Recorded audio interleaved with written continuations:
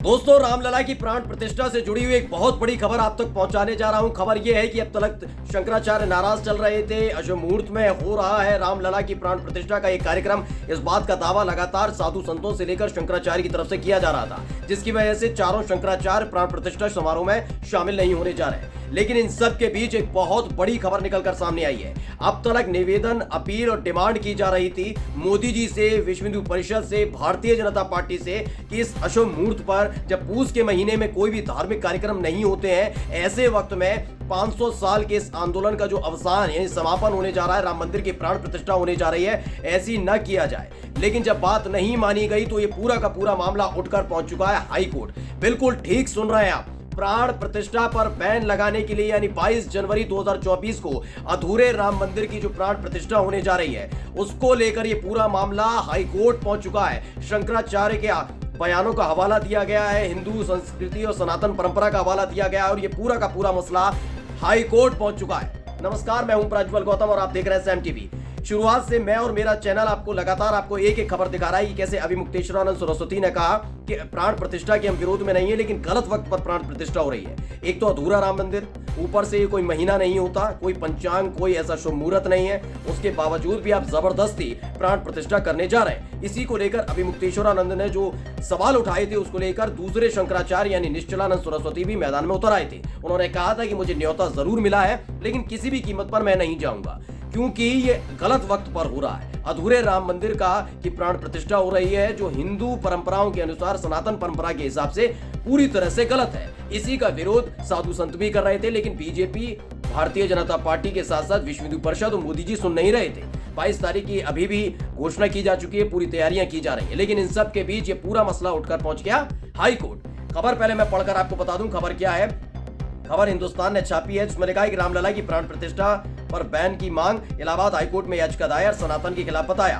खबर है कि अयोध्या में 22 जनवरी को होने वाले प्राण प्रतिष्ठा समारोह पर प्रतिबंध लगाए जाने की मांग उठ रही है। इलाहाबाद हाईकोर्ट में इसे लेकर एक जनहित याचिका दाखिल हुई है। खबर है कि याचिका में शंकराचार्यों की तरफ से उठाई गई आपत्तियों का हवाला दिया गया है। संभावनाएं जताई जा रही हैं कि सोमवार दोपहर 1 बजे समारोह हो सकता है, लेकिन यह भी संभावना जताई जा रही है कि उससे पहले ही हाई कोर्ट एक बड़ा फैसला सुना सकता है। आप कहेंगे कि ये पूरा का पूरा मसला तो धार्मिक है, इसमें हाई कोर्ट कहां से आ गया? वो तो सबूत और सबूत के साथ साथ जिस तमाम चीजें होती हैं उसके अनुरूप चलता है, कानून इस हिसाब से बात मानता है। तो समझ लीजिए इसका भी पूरा का पूरा खेल क्या है। दरअसल सुप्रीम कोर्ट ने जब राम मंदिर के हक में फैसला सुनाया था दोस्तों, उस वक्त एक पॉइंट दिया था। वो पॉइंट था कि करोड़ों लोगों की आस्था से जुड़ा हुआ ये राम मंदिर है, इसलिए राम मंदिर का रास्ता साफ किया जाता है। राम मंदिर के हक में जो फैसला सुनाते वक्त करोड़ों लोगों की आस्था का जिक्र खुद सुप्रीम कोर्ट के जजेस की तरफ से किया गया था। जब आस्था के आधार पर ही राम मंदिर के हक में फैसला सुनाया गया है, ऐसे में आस्था के आधार पर ही इस प्राण प्रतिष्ठा पर बैन लगाने की मांग हाईकोर्ट से की जा रही है। इसलिए माना जा रहा है कि एक बड़ा फैसला हाईकोर्ट के दरवाजे से बाहर आ सकता है। मांग क्या की गई है, शंकराचार्यों की तरफ से क्या हवाला दिया गया है, ये तमाम चीजें मैं आपको बताऊंगा। लेकिन सबसे पहले, थोड़े दिन पहले जो हमारे चैनल ने आपको दिखाया था, शंकराचार्य अभिमुक्तेश्वरानंद सरस्वती ने क्या कुछ कहा था, वो जरूर सुनना चाहिए।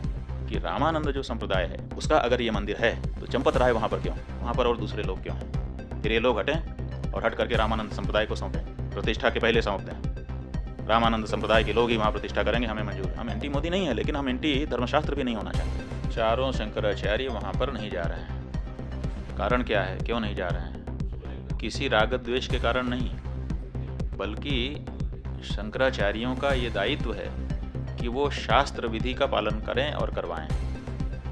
अब वहाँ पर शास्त्र विधि की उपेक्षा हो रही है। सबसे पहली उपेक्षा क्या है कि मंदिर अभी पूरा बना नहीं और प्रतिष्ठा की जा रही है।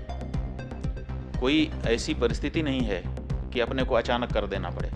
देखो, किसी समय 22 दिसंबर की रात को वहाँ पर मूर्तियाँ रख दी गई थी। वो एक परिस्थिति थी कि रात को 12 बजे जा करके घुस करके रख दिया रामचंद्र दास परमहंस आदि को। उस समय के जो वहाँ के कलेक्टर थे नैयर साहब के सहयोग से, और उसके बाद 1992 में ढांचा ढाया गया।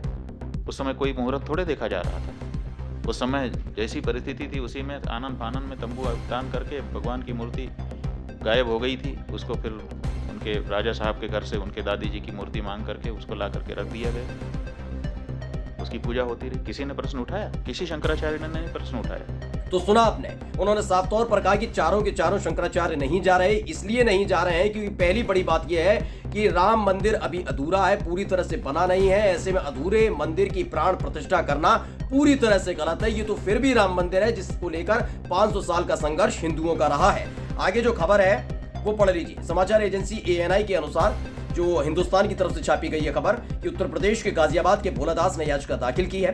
याचिका में कहा गया है कि 22 जनवरी 2024 को अयोध्या में एक धार्मिक कार्यक्रम आयोजित होने जा रहा है। निर्माणाधीन मंदिर में रामलला की मूर्ति को स्थापित किया जाएगा। प्रधानमंत्री नरेंद्र मोदी और यूपी के मुख्यमंत्री योगी आदित्यनाथ पूजा करेंगे। इसमें जो आगे कहा गया है पढ़ लीजिए।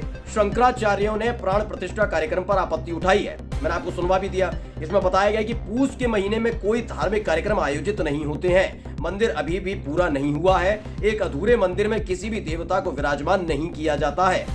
एजेंसी के अनुसार यानी ANI ने जो खबर की है, भोलादास जिन्होंने याचिका डाली, उनके मुताबिक याचिका में प्राण प्रतिष्ठा को सनातन परंपरा के खिलाफ मामला भी बताया गया और इसमें दावा किया गया है कि भारतीय जनता पार्टी चुनावी फायदे के लिए कार्यक्रम का आयोजन किया है।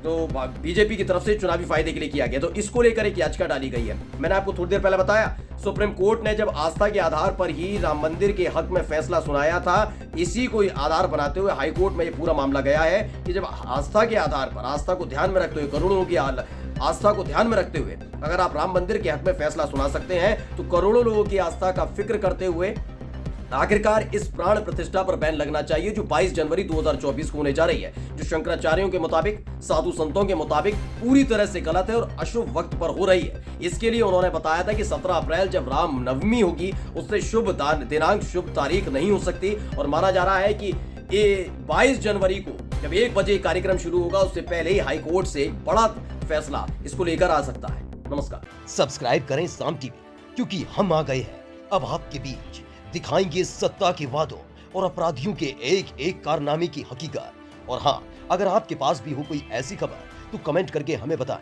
क्योंकि बिना डर और दबाव के हम दिखाते हैं हर एक खबर डंके की चोट पर।